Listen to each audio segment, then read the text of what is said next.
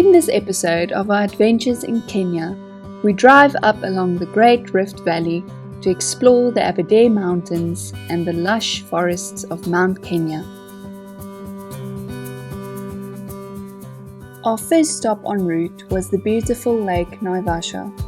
Set in a lush valley, the lake houses a massive geothermal power plant, and interestingly, Europe's largest supply of roses is grown right here on its shores.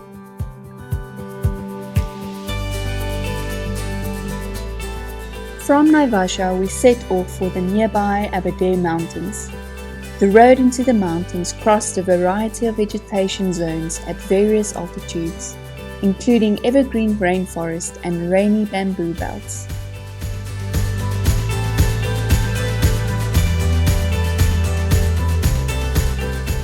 The mountain range forms part of the Aberdare National Park, and once inside the park, we entered its high-altitude subalpine moorlands.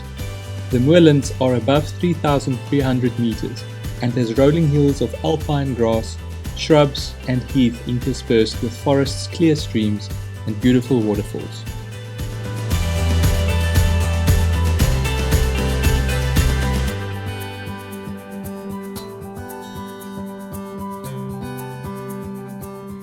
The Aberdares must rank as one of the most unique places in Africa. Sometimes called Scotland with lions, it offers a lot more than just being the site where Princess Elizabeth became queen when her father died.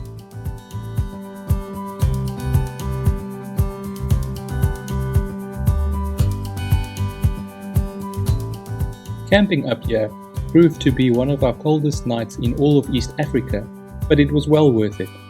Waking up to the steaming vegetation and the beautiful rolling calls of the rare and endemic moorland chats is something we will always remember.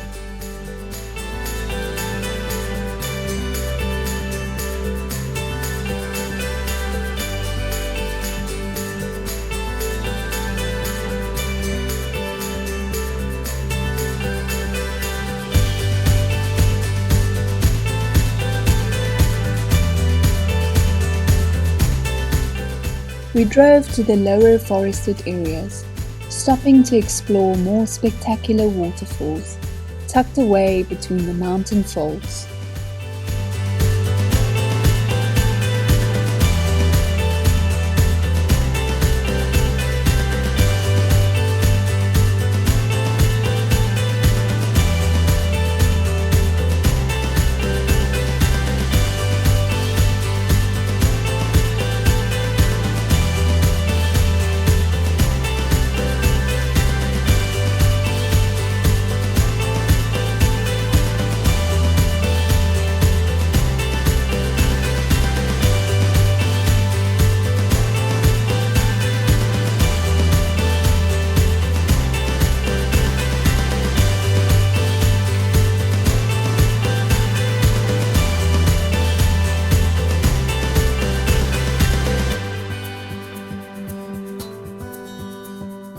Along the way, we met some special forest creatures, including large silvery-cheeked hornbills, a tiny cinnamon-breasted bee-eater, a majestic crowned eagle, and an incredible sighting of a family of the rarely seen giant forest hog.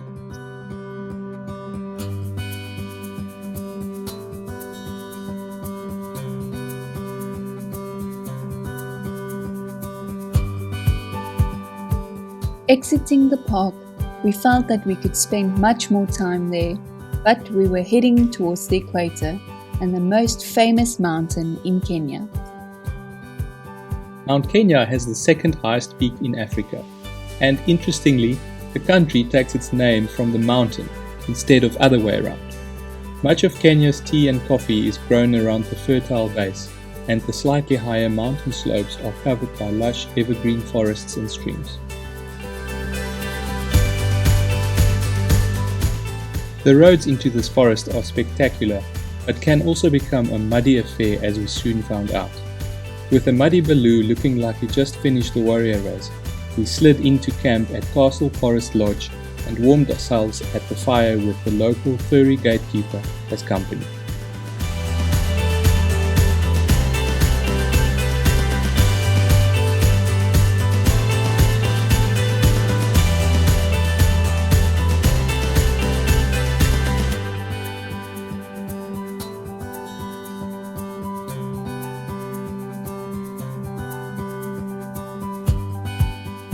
We explored the forest trails around camp and found beautiful fern-clad canopies, endemic birds, bubbling mountain streams and waterfalls around every corner.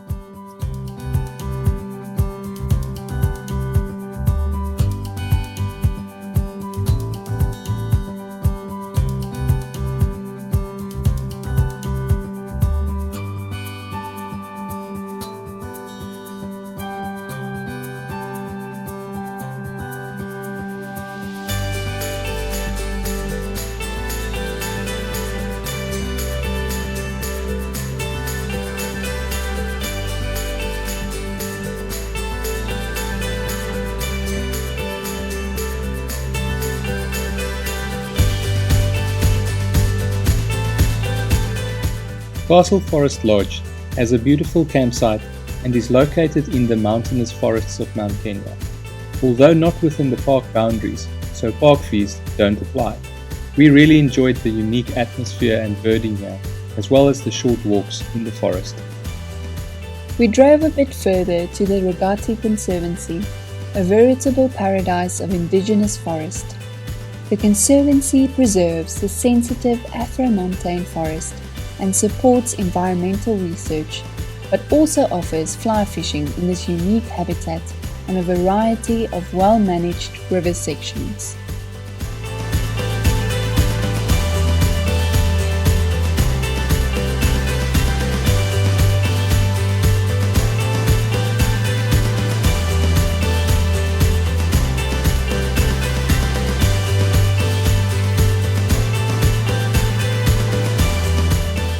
We camped on the lush banks of the Ragati River, where we were serenaded at night by forest creatures of all sizes, including the whooping of hyenas, the truly bizarre call of tree hyraxes, and the rumbling of nearby elephants.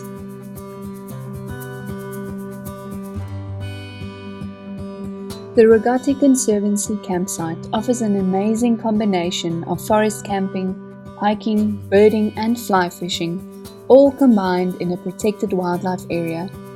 It is maybe a bit more expensive, but more than worth it in our opinion.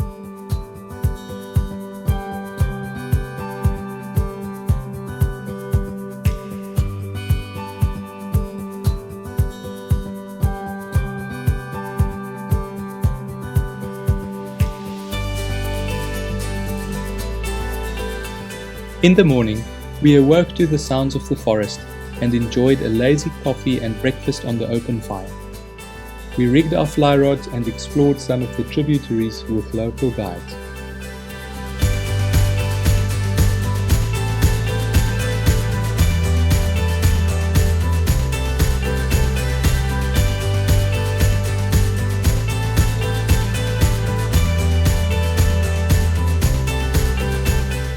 Fly fishing for trout in the forest streams of Kenya is quite unlike anywhere else indeed.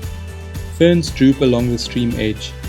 The raucous calls of colobus monkeys and heartlabs turacos echo through the valley, and the smell of fresh elephant dung fills the air.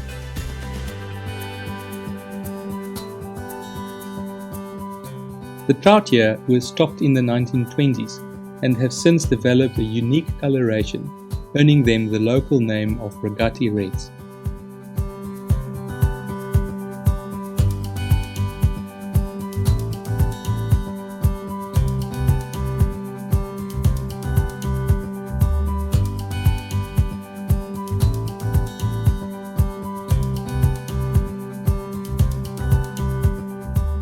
The forest fishing was challenging but fantastic, varying from tiny nettle-clad channels to fast-flowing riffles and bubbling pockets.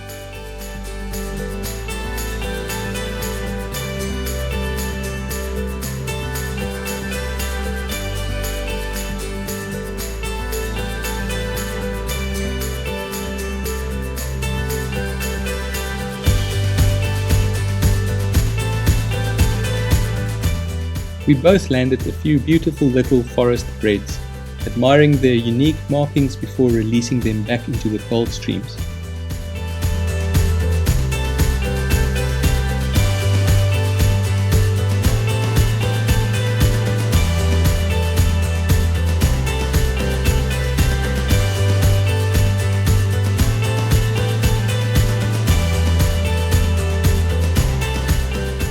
We had come to the mountains of Kenya looking for its fabled forest creatures, its beauty, and the invariable adventure that accompanies it, and were not disappointed. Hopefully one day we will be back for more forest hogs, ferns, and trout.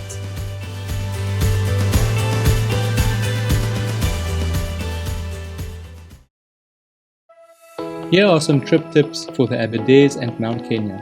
For more info, follow the blog link in the description below. Join us next time as we explore the Swahili coastline of Tanzania.